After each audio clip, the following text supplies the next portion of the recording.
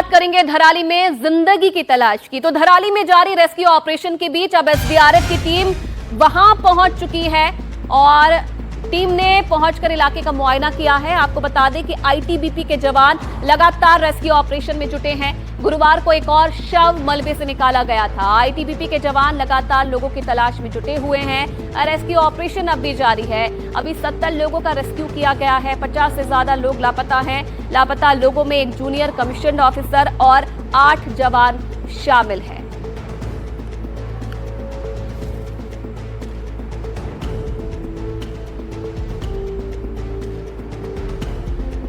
और ground zero पर इस वक्त मेरे दो सहयोगी सीधा लाइव हमारे साथ जुड़े हुए हैं। रवीश हमारे साथ जुड़े हुए हैं भटवारी गांव से और मीनाक्षी हमारी संवाददाता जुटी है मैथिली गांव से। सबसे पहले मीनाक्षी, आपका रुख करना चाहेंगे, किस तरीके से ग्राउंड पर हालात बने हुए हैं, कितने लोगों को अब तक रेस्क्यू कर लिया गया है और ग्राउंड पर इस वक्त क्या स्थिति है? देखिए आयुषी, अभी तक स्थिति विकट इसलिए है क्योंकि जहां पर आपदा आई वहां तक सड़क मार्ग से पहुंचा नहीं जा सका है। जो भी मदद वहां पहुंच रही है वो हेलीकॉप्टर्स के जरिए पहुंच रही है और फंसे हुए लोगों को वापस निकालने जाने का काम शुरू हो रहा है। लेकिन तीसरे दिन में रेस्क्यू ऑपरेशन एंटर कर चुका है। 60 घंटे से ज्यादा समय हो चुका है आपदा को आए हुए और अभी भी ऐसा लग रहा है, हालांकि तेजी से कोशिश जारी है कि सड़क मार्ग को दुरुस्त किया जाए, जिसकी जानकारी अभी कुछ देर पहले रवीश भी हमें दे रहे थे। तो कुछ देर पहले जब ये समझ में आ रहा है कि 24 घंटे के अंदर वहां पे पुल बनाया जाएगा, रास्ते को कनेक्ट किया जाएगा, लेकिन उसके बावजूद भी धराली तक पहुंचने में समय लगेगा। अभी इन सब के बीच एनडीआरएफ के डीजी से कल हमारी बात हुई और हमने उनसे साफ तौर पे पूछा कि धराली का स्टेटस अभी क्या है, क्या वहां पर किसी के बचे होने की उम्मीद अभी है। तो उन्होंने कहा कि वहां पर जीवन बचा होगा ऐसा बहुत मुश्किल लगता है। उस बातचीत को भी अपने दर्शकों को हमें सुनाना चाहिए क्योंकि उन्होंने क्लियर कट बताया कि वहां पर अभी स्थिति क्या है। हालांकि हर्षिल से, गंगोत्री से लोगों को एयरलिफ्ट करके लाया गया है और जो लाए गए हैं वो लगभग टूरिस्ट हैं और देश के अलग अलग हिस्सों से, मध्य प्रदेश से, महाराष्ट्र से, गुजरात की कल टूरिस्ट हमें मिले जिन्होंने आंखों देखी वहां का हाल बताया कि परिस्थिति क्या थी। चिनुक इस बीच हर्षिल में लैंड करा लिया गया है और वहीं पर उसको बेस भी किया जाएगा। तो देखिए अभी मातली जहां पर मैं मौजूद हूँ, यहाँ पर सारा एक्शन है। देखिए यहाँ पर से क्योंकि सभी जो हेलीकॉप्टर्स है वो फ्लाई कर रहे हैं, सारे टूरिस्ट को यहाँ लाया जा रहा है और यहीं से फिर उनको जो गंभीर रूप से घायल हैं उन्हें एम्स ऋषिकेश रेफर किया जा रहा है और जो ठीक है उन्हें फिर उनके गंतव्य की ओर आगे भेजा जा रहा है, जिसमें उत्तरकाशी से लेकर देहरादून तक भेजा जा रहा है। तो ओवरऑल अभी रेस्क्यू ऑपरेशंस की प्राथमिकता यही है कि किसी भी तरह से धराली हर्षिल तक पहुंचा जाए। लेकिन धराली को लेकर बड़ा कष्ट होता है आयुषी, क्योंकि कल पूरे दिन हम मातली बेस पर स्टेशन थे और इस दौरान मेरे पास कम से कम 10 से 15 लोग ऐसे आए जो मोबाइल फ़ोन में अपनों की तस्वीरें लेकर आते रहे और उनका बार बार यही कहना था कि हमें या तो धराली एक बार जाने दिया जाए, सेना हमें वहाँ पर किसी तरह से पहुँचा दे, सरकार प्रशासन हमें किसी तरह से पहुँचा दे, हम अपने लोगों को खुद खोज लेंगे, कम से कम हमें ये तसल्ली हो जाएगी कि हमारे लोग हैं या नहीं है।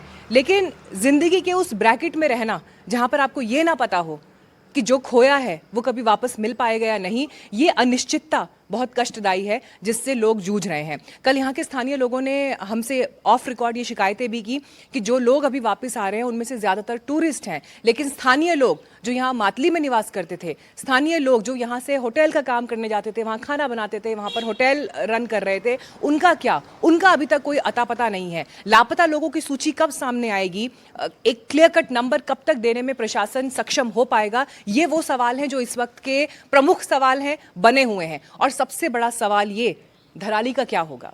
धराली की जो हालत वहां पर अभी है, उसके बाद क्या वहां पर नया धराली बसाया जाएगा? तो जो लोग वहां पर नहीं रहे, जिनका वहां सब कुछ खो गया, सब बह गया, उनको कहां पर पुनर्वास दिया जाएगा? ये प्रक्रिया कैसे होगी, कहां पर बसाया जाएगा? ये ऐसे सवाल हैं जिनके बारे में अभी बात कम हो रही है, लेकिन ये प्रमुख सवाल है। और जितने लोगों का वहां पर जानमाल का नुकसान हुआ है, उनको किस तरह की राहत आगे आने वाले दिनों में दी जाएगी? तो आयुषी, ये वो प्रश्न है इस वक्त जिन पर उत्तराखंड के लोग भी सोच रहे हैं, जिन्होंने उस आपदा को देखा है। हिमालय के संरक्षण और हिमालय की चुनौतियों की बात पर तो मैं अभी आ ही नहीं रही, क्योंकि अभी इस प्राथमिकता की लिस्ट में वो थोड़ा नीचे आ गए हैं। लेकिन ये प्राइम कंसर्न तभी पता चल पाएंगे जब धराली का एक्सेस मिल पाएगा और वहां जाकर ये समझ आ पाएगा कि किस तरह से ये आपदा आई। क्लाउड बर्स्ट की बातें, मौसम वैज्ञानिक ही इस पर जो है उनके भीतर ही मतभेद दिखाई दे रहा है कि क्लाउड बर्स्ट आप कह रहे हैं वो एक सहयोगी कारण हो सकता है, लेकिन एग्जैक्टली क्या हुआ जिसकी वजह से इतना सैलाब वहां से आया, ये सब विषय अब गहन चिंतन के और रिसर्च के विषय हैं। आयुषी। बिल्कुल मीनाक्षी, और धराली के एक्सेस की अगर आप बात कर रहे हैं तो रवीश से ही मैं क्वेश्चन करना चाहूंगी। रवीश, क्या हालात है, क्योंकि सड़कें जो है जगह जगह टूटी हुई हैं, जगह जगह लैंडस्लाइड हो रहा है, बीआरओ भी कोशिश कर रहा है, रेस्क्यू टीमें भी कोशिश कर रही है रास्तों को बनाने के लिए वापस से। किस तरीके से ग्राउंड पर कोशिश की जा रही है धराली तक पहुंचने की, और अब तक का अपडेट आपके पास क्या है? जी देखिए, कि जैसा कि मीनाक्षी बता रही थी कि एनडीआरएफ के डीजी का ये कहना है कि धराली में शायद ही कोई बचा होगा, और ये बात भी उन्होंने कल कही थी कि धराली और उत्तरकाशी के बीच में 4 बड़े भूस्खलन हैं, और ऐसे बड़े भूस्खलन हैं कि 1.5 से 2 किलोमीटर की जो सड़क है वही पूरी तरीके से बह गई है। तो एक राहत की बात मैं ये बताना चाहूँगा कि उनमें से 3 जो बड़े भूस्खलन के पॉइंट थे उनमें अस्थायी तौर पर जो सड़क है उसको बनाने में कामयाबी मिल गई है, और जो एक पॉइंट है गंगवानी, तो गंगनानी तक जो है वो बड़े ट्रक पोकलैंड बुलडोजर लेकर अब पहुंच रहे हैं। अभी मैंने एक रिपोर्ट भी की है कि बैली का पुल जो है वो गंगनानी में बनाया जाएगा, और बीआरओ के मुताबिक 24 घंटे के भीतर इस पुल को बनाया जा सकता है। और अगर ये पुल बन गया तो आप सोचिए कि फिर धराली वहां से तकरीबन 40-45 किलोमीटर दूर रह जाएगी। उससे पहले हर्षिल घाटी आएगी, और यह भी बताया जा रहा है कि जो गंगनानी है और हर्षिल घाटी के बीच में भी एक जगह बहुत बड़ा लैंडस्लाइड हुआ है, तो वहां पर भी बीआरओ के सामने ये चुनौती रहेगी कि उस जगह पर सड़क वो बनाएं, तभी वो हर्षिल घाटी तक पहुंच सकती है। तो जैसा मीनाक्षी बता रही थी कि बहुत दुख की बात है कि अभी तक धराली में, एक तो सबसे पहला सवाल यह है कि अभी तक धराली में लापता लोगों की लिस्ट नहीं आई है। यही एक सबसे प्रमुख चिंता का विषय है, और वो तब तक नहीं आ पाएगी मुझे लगता है जब तक जमीनी संपर्क धराली से एनडीआरएफ, एसडीआरएफ या प्रशासन के लोगों का नहीं होगा। दूसरा अपडेट ये है, थोड़ी सी चिंता वाली बात यह है कि कल जब हवाई सर्वे किया गया राज्य सरकार के कुछ लोगों के जरिए, तब ये पता चला कि जो धराली के अंदर तबाही आई है, बादल फटने से हो या फिर बड़ा ग्लेशियर आने से हो, तो या फिर कोई वहां झील बनने से हो, अभी भागीरथी नदी में हर्षिल के पास में तकरीबन 1200 मीटर की एक झील बन गई है। और उस 1200 मीटर की झील इसलिए बन गई है क्योंकि मलबा आया है, और मलबे ने भागीरथी नदी का रास्ता अवरुद्ध कर लिया है। तो उसके लिए भी जो 4 पोकलैंड मशीन, बड़ी वाली पोकलैंड मशीन है, वो जब ये पुल बन जाएगा तो उस झील के पानी को निकालने की एक कोशिश की जाएगी। तीसरी बात यह है कि जो लोगों को राहत किया जा रहा है, जो रेस्क्यू किया जा रहा है, उसमें स्थानीय लोगों की तमाम सारी जो शिकायतें हैं वो ये हैं स्थानीय लोगों की कि उनको बाहर निकालने में देरी हो रही है। प्रशासन के लोगों का कहना है कि उनकी पहली प्राथमिकता ये है कि जो बाहर के लोग फंसे हुए हैं, या जो बुजुर्ग हैं, या जो बीमार हैं, उनको बाहर निकालना।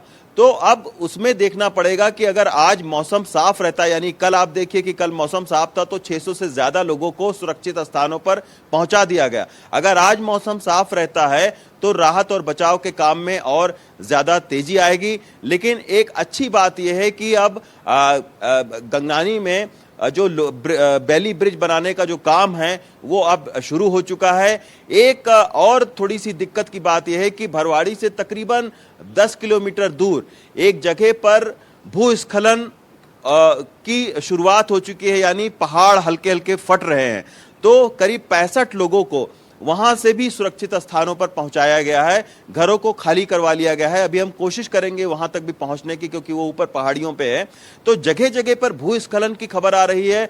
परसों जो हम लोग पहाड़ के रास्ते जाने की कोशिश कर रहे थे धराली की तरफ, तब भी देखा कि पहाड़ जो है वो उसमें तकरीबन 2-2, 3-3 फुट जो है वो दरारें आ गई हैं। अगर बारिश होती है तेज तो एक बहुत बड़ा खतरा भूस्खलन के लिए रहेगा। और सबसे बड़ी बात है कि अस्थायी जो सड़कें बनी हैं, अगर बारिश होती है तो वहां पर भी लैंडस्लाइड होने का खतरा मौजूद रहेगा। लेकिन अब तमाम सारी दर्जन भर से ज्यादा जो बड़े बड़े ट्रक हैं, बुलडोजर हैं, बैली पुल बनाने का सामान है, वो अब गंगनानी तक पहुंच चुका है। तो ये हमें उम्मीद करनी चाहिए कि अगर आज पुल बन जाता है तो उससे फिर आगे एनडीआरएफ, एसडीआरएफ और प्रशासन की जो टीम है वो हर्षिल की तरफ बढ़ेगी। अब हर्षिल और गंगनानी के बीच में जो सड़क बही है उसका आता पता नहीं है, उसकी फोटो भी किसी के पास नहीं है। बस कुछ स्थानीय लोगों के जरिए खबर मिली है कि वो पूरी तरीके से सड़क तकरीबन 500 मीटर तक की जो सड़क है वो बह चुकी है।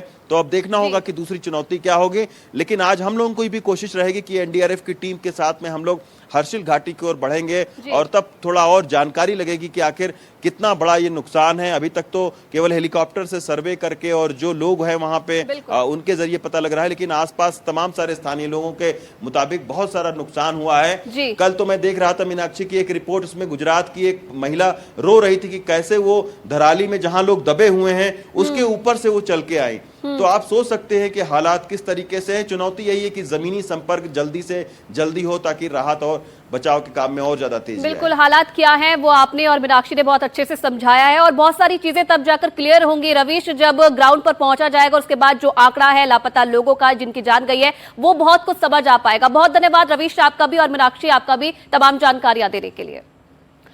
तो तबाही के बाद धराली की जो तस्वीरें सामने आई है उनमें चारों ओर बस मलबा ही मलबा है। कैमरे में कैद हुई वो सारी तस्वीरें अब आपको दिखाने जा रहे हैं जो ये गवाही दे रही है कि कितनी तबाही हुई है। ये रिपोर्ट देखिए।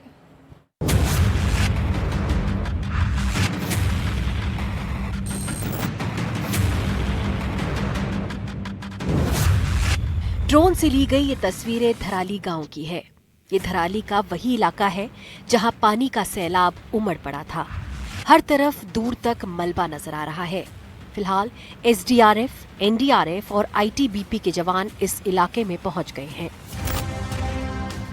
फंसे हुए लोगों को बचाने के लिए सेना जुट चुकी है। यहाँ हमारा होटल था, मार्केट था हमारे यहाँ जी, होटल था हमारे यहाँ पे। जब ये आपदा आई, जब हमको आवाज सुनाई दी तब हम भागे यहाँ पे। तो यहाँ पे काफी लोग हुए मरे, पूरा होटल बह गया। यहाँ पे जितने भी होटल थे यहाँ पे सिर्फ 2 होटल बचे हुए। बड़े बड़े गड्ढे, दबे हुए मकान, कुछ मकानों के सिर्फ छत के ही हिस्से नजर आ रहे हैं। सब कुछ मलबे में धंस गया है। पानी का सैलाब दर्द के निशान छोड़ कर गया है। तस्वीरों में देखकर आप अंदाजा लगा सकते हैं कितने बड़े हिस्से ने पानी के सैलाब की तबाही झेली है। मलबों में दबे उस दर्द की फिलहाल झलक ही हम देख सकते हैं। लेकिन कोशिश है जिंदगियां बचाने की, जो दबे हैं उन्हें निकालने की। इसलिए सेना ने पूरी कमर कस ली है। जब जैसे ही क्राउड बूस्ट हुआ वैसे ही हमारी फोर्सेस यहाँ पे जल्दी से जल्द यहाँ पे आई ताकि लोगों को मैक्सिमम लोगों को रेस्क्यू किया जा सके। इंजीनियर्स बेसिकली टेक्निकल आर्म है, तो बेसिकली हमारे पास प्लांट मशीनरी है जो कि अभी पीछे से आ रही है ताकि और भी डेड बॉडीज जो भी यहाँ पे मलबे में दबी हुई हैं वो ढूंढ सके। उसके अलावा हमारे पास जो भी मेकशिफ्ट रिसोर्सेज यहाँ वहाँ से अवेलेबल हो रहे हैं उसको लेके हम यहाँ पे क्रॉसिंग्स वगैरह बना रहे हैं। अब तक 5 डेड बॉडीज लगभग फाउंड हो चुकी हैं और लगभग 250 से 300 के लगभग आर्मी पर्सनल यहाँ पे रेस्क्यू ऑपरेशन में लगे हुए हैं। पानी के बहाव पर लकड़ी के छोटे छोटे पुल बनाए जा रहे हैं ताकि एक हिस्से से दूसरे हिस्से तक पहुंचा जा सके। पत्थरों को हटाने का काम शुरू कर दिया गया है। जेसीबी मशीनों की मदद, डॉग स्क्वाड की टीम और आसमान में झूमते सेना के हेलीकॉप्टर। इस धराली गांव में फिलहाल राहत और बचाव का अभियान जारी है। इस बीच धराली में हुए भयानक हादसे की पहली सैटेलाइट तस्वीरें भी आ गई हैं। धराली इलाके की 2 तस्वीरें हैं। एक हादसे से पहले पिछले साल की जिसमें धराली गांव में बसावट दिख रही है और दूसरी तस्वीर हादसे के बाद की जो आज सुबह 9:30 बजे की है। National remote sensing centre Hyderabad द्वारा जारी इन तस्वीरों से साफ है कि खीर गंगा गाड़ में आए सैलाब ने पूरे धराली को अपनी चपेट में ले लिया। इसका मलबा पूरे इलाके में फैल गया है और इसने नीचे बड़ी नदी भागीरथी का रास्ता भी थोड़ा बदल दिया है। भागीरथी नदी आगे दूसरे किनारे की ओर खिसक गई है। हालांकि अभी ये साफ नहीं है कि इस हादसे की वजह ठीक क्या रही, क्योंकि ऊपर खीर गंगा गाड़ के इलाके में बादल होने के कारण पूरे इलाके की ठीक तस्वीर नहीं मिल पाई है। लेकिन इन तस्वीरों में क्लाउड बर्स्ट लिखा गया है, यानी बादल फटने के बाद आया मलबा। जानकार कह रहे हैं कि असली वजह के लिए अभी और इंतजार करना चाहिए। Bureau report, NDTV India.